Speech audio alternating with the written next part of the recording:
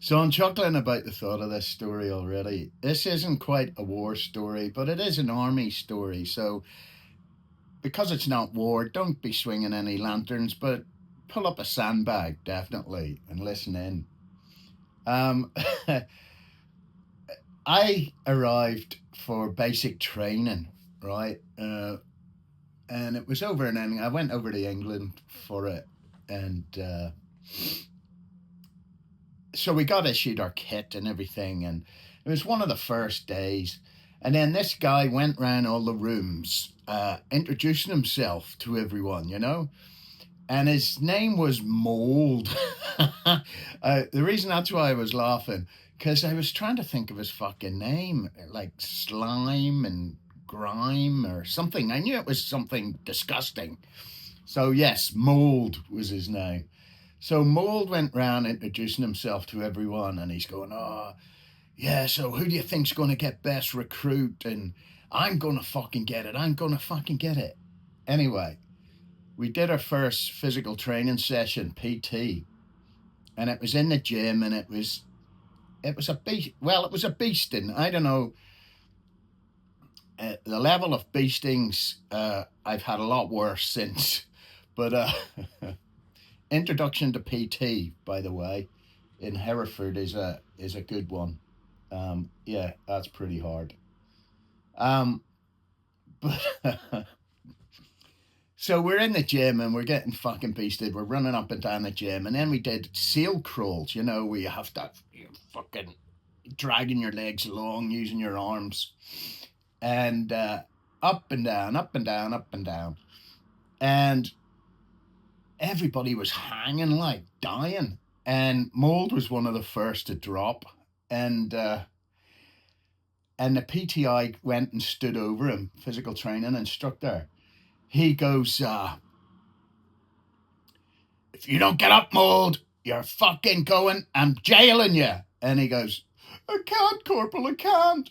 And he goes, "Get up." So he did about 5 or 10 fucking more steps, or with your arms, dragging himself. And that was it. The PTI just lost his fucking rag with him and jailed him on the spot. Mole got jailed. He got sent to jail. And this is going to be, I was hoping to fit this into a short, but it's not. It's going to be a wee bit longer, 5 minutes. Mold got sent to jail. And back in them days, jail time was, it was pretty hard. It wasn't like, it's army. It's just the army jail on camp. In the guard room, they had a couple of cells for when the drunks rolled in, that sort of thing. And so Mole got jailed. And back in them days, we had wooden floors in our barrack rooms. And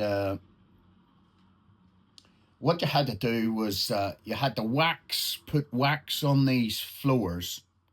They were beautifully maintained, obviously, because they used us fuckers to maintain them. We put wax on the floor, and then we had these huge things called bumpers, and they were on a stick. A stick, as Christian Bale would say. Put her head on a stick.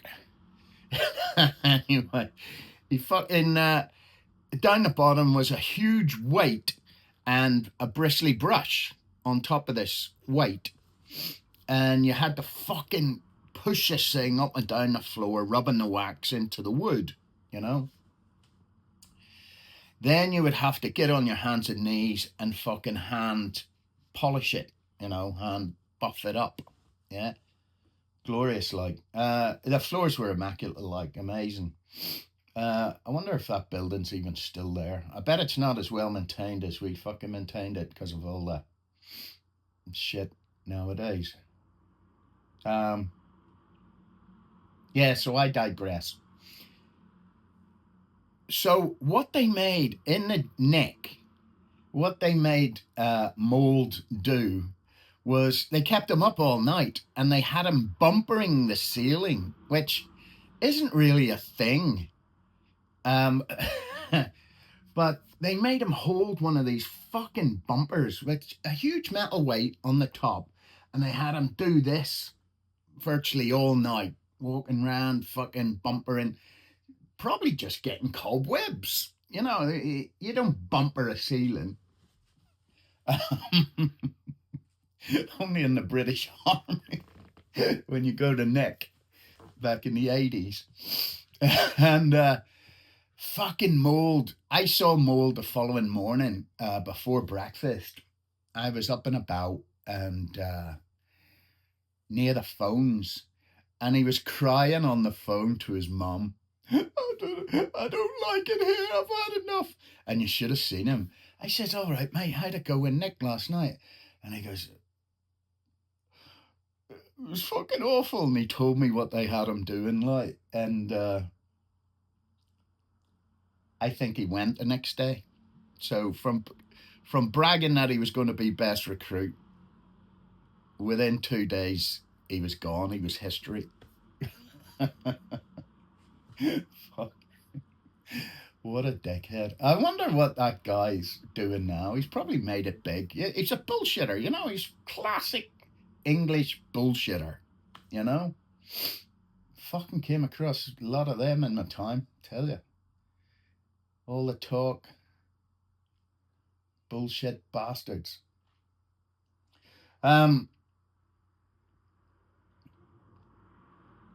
Yeah, so I was going on about bumpers, right? So this thing was a big hand bumper thing.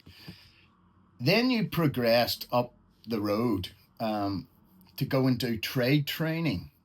And up there they had these lino tiles. And because you wore black boots, they would always scuff on the lino. So you were constantly... You got wire wool, and you had to rub the wire wool out of, rub the black marks with wire wool, and then put, again, wax down. But this time you were given an electric bumper, and that was interesting to watch people learn how to fucking use that. It's a circular disc of a brush with a mower on it, and you tilt it backwards, up, forwards, up and down, should I say, and that creates an angle on the brush, and it'll drive it, you know. And if you tilt it left and right, it'll swing left and right. There's a real knack to it. So watching people learn used to be a laugh. They used to end up fucking nearly dying. And there's a lot of movies with comedy scenes of people trying to use these electric bumpers. So yeah, you advanced on to that. And nowadays, what do you have? Don't have any of that. You have cleaners. British Army doesn't fucking get their soldiers to clean. They pay people to come in, a cleaning company, and they come in and clean the toilets for them and the fucking corridors and everything. The only thing you do is you clean your fucking room.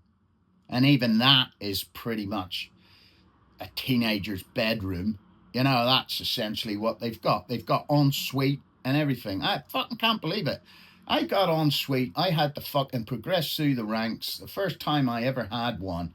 And it was one of these brand new buildings made in the sergeant's mess. I had to progress to be a sergeant. So, fucking shit. I was having a conversation with my son about people don't know they're born these days. And it's fucking true. They don't realise how shit it was before. And people, when I was young as well, we would have the same thing. People, like, I'm approaching 60 now, for fuck's sake, I can't believe it. But you'd have people of the same age telling me exactly the same thing, but those people were in the fucking war, you know? So anybody in their 60s telling me stuff meant they were probably born, say the 80s. If they were if they were turning 60, that would mean they were born 1920. So they'd come out of a war, about to go through the World War II, you know? So, yes, of course I fucking listen to these people, but people don't listen to us. This is what sparked me off, actually. Greta Thunberg, right? She's riding over there in a boat with a big Palestinian fucking flag to protest about some sort of about genocide in Gaza, right? Which it's none of her fucking business, What right has she? She's made her name out of you bastards are ruining my world. You've spoilt my future. You've taken my childhood. Right? Let me fucking tell you something. All you Greta Thunberg fucking fans out there, and you, Greta Thunberg, need to fucking watch this as well. We've seen your fucking photograph of your scruffy fucking and your scruffy car, where you've littered your fucking car up with plastic bottles and crisp packets and everything. That is your generation entirely. That sums your fucking generation up. Everything given to you and nothing. Someone else will clean that up. That's your attitude. And that is your fucking mentality. So it's always someone else needs to do the work. I don't think I've ever seen, I've definitely never heard of it, where she's out doing beach cleanups of the sea and stuff like that. She doesn't. All she does is complain. People that fucking do nothing, people like that really piss me off. People that just present problems. Well, this doesn't work, so someone needs to do this. Who's the fucking someone? It's never you, is it? It's always you point out the fucking problems and expect someone else to fucking rectify it. And I saw it all the way through. I'm a fucking engineer, right? And I was always the guy having to fucking repair the things that other people fucked up because they couldn't do it themselves. Me, that's the way I fucking lived. I've lived my life fixing shit that I put wrong, If I fucking break something, I fucking repair it. I don't just leave it or get a man in to fucking do it, Oh, can you sort this out? Yes, if it's a fucking expertise that I fucking have no idea how to fucking do, I'll fucking let someone else do it. But no. I hate this. So Thunberg's on her way to... and this is the other thing, right, about Thunberg. Fuck, don't get me started on her. I don't even know if I'm pronouncing her name right. And quite frankly, I don't give a fuck. She's a little fucking sprog that doesn't deserve the fucking time and the attention that she fucking gets. She doesn't fucking deserve it. She's done nothing, basically, other than complain. Done nothing with her life. Yet they ship her around the world to make speeches. Fucking unbelievable. I'll give you an example, right? And this is what really fucking winds me up and pisses me off, right? This is what started this conversation, in fact. Where do most of you get your fucking milk from? And what does it come in? Okay? There's two questions. Well, I'll fucking answer them for you, and you know fine well. You get it down the fucking supermarket, and you get it in a fucking plastic container that you then you use the milk up and you chuck it into a recycling bin. And that's you fucking happy as Larry. Oh, I'm fucking helping the environment. I'm recycling. Right. The solution to the fucking problem is not recycling, it's reuse, and it always has been. And my generation, when I was a young lad, I was born in late 60s. So my childhood was basically through the 70s. And when I was a kid, milk got delivered by a milkman riding round in an electric vehicle, the fucking one of the first electric vehicles, a milk float. And he would ride round in an electric fucking milk float. Sustainable energy, there you fucking go. And he would deliver milk bottles to your door, on your doorstep, with aluminium foil tops on it. And he would deliver them fucking very early in the morning. He'd be riding around fucking delivering people's milk to their door. You would then wash those bottles, yeah? Clean them as best you could. Doesn't have to be. It's a quick rinse, yeah? And you leave them outside. So as he's delivering bottles the following day, he's picking up your old empties. And they go off and they get sterilized under high pressure and fucking sterilizing fluid, all sorts. And then the milk gets fucking put into them, you know, fucking, they get filled up with more milk and they come out the following day. Reuse, yeah? Doesn't happen anymore. Glass recycling today is, they don't want bottles, they don't reuse them, they fucking break them up and then they use the same energy to fucking melt them down and make them into more bottles. That's not recycling. That is, yeah, okay, recycling it is. It's fucking reusing it. You don't have to go and get the raw material, sand, and turn it into glass. But you might as well do, you know? It's fucking total and utter bollocks is what it is. Here's the next one for you. Plastic bottles of Coke.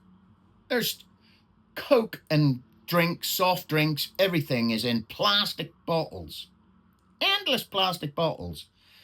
And what we do is we comfort ourselves by, yeah, it goes in the green bin. That's the recycling bin. So it goes off and it gets recycled. Fucking rubbish, like, you know, that is not true. It's not saving anything. It's just using stuff up. And most of it doesn't even get recycled properly. Yeah, okay, they melt it down and make benches out of it and stuff, but fuck me, you only need so many benches. When I was a kid, everything came in glass bottles, right? Your Coke, if you bought a litre bottle of Coke, it was in a glass bottle. You didn't throw that bottle away or smash it up or fucking drop it off at a bottle bank. And when you hear what happens when you drop stuff into a bottle bank. It drops in, it smashes, so that's the end of it. It no longer becomes a bottle. It just becomes glass, broken glass. When I was a kid, you used to take the bottle back to the shop and you would get 5 pence back for taking a bottle. And me and my mates, as we kids, we used to run around. We didn't have fucking much money. And we'd run around trying to find bottles. There used to be a river beside our fucking, beside our house that used to run through our village. And people had always chuck their bottles, you know, fucking just chuck them in the river. You know, how fucking shit is that? But we were actually the first of these fucking, the the cleaner uppers or whatever you want to call them, the environmentalists, at the age of fucking maybe 7 and 8, running around picking up fucking other people's waste, their bottles, so that we could get 5 pence from the shop. We'd rinse the bottles out, take them back to the shop, clean them up and everything, because they'd been in a shitty river. And then they get off and they go and get reused. They go and get cleaned and sterilised. But health and safety has gone fucking mental. This is why human race is going to fucking die out of some sort of pandemic. You saw what we went like with COVID. There's going to be something pathetic because everything has to be so fucking socially sterilized and fucking unbelievably clean. That's why, as far as I know, that's what I'm told. It's cheaper for them to fucking make a brand new bottle or buy in plastic bottles than to reuse glass ones or anything. It started to come back. I have seen it. There's a shop over here in the UK called Lidl. I believe it's a European shop, Germans or somebody it comes from.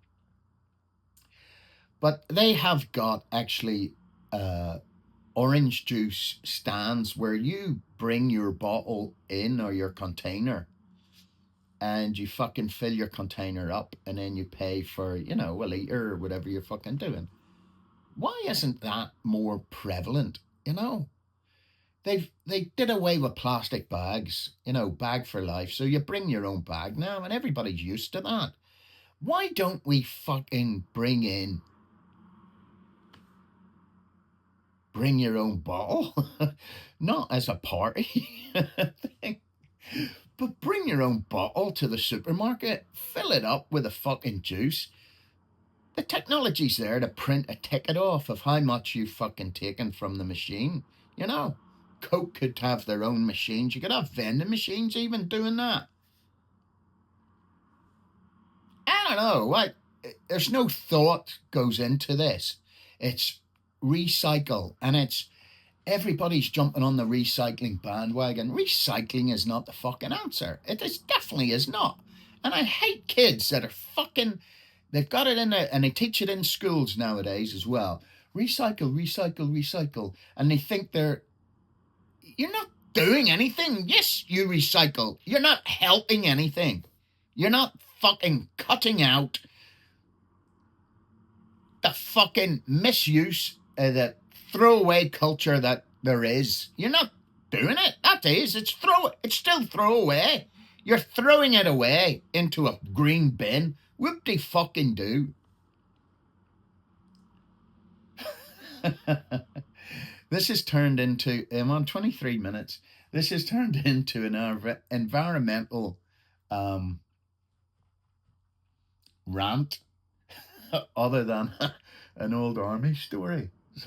So, oh, fuck, it's time to end it, right? So, Swift and Sure fucking signing out. Stay low, move fast. Like and subscribe, and enjoy the rest of your day. Thanks for watching. That's 20 minutes you're not getting back of your life.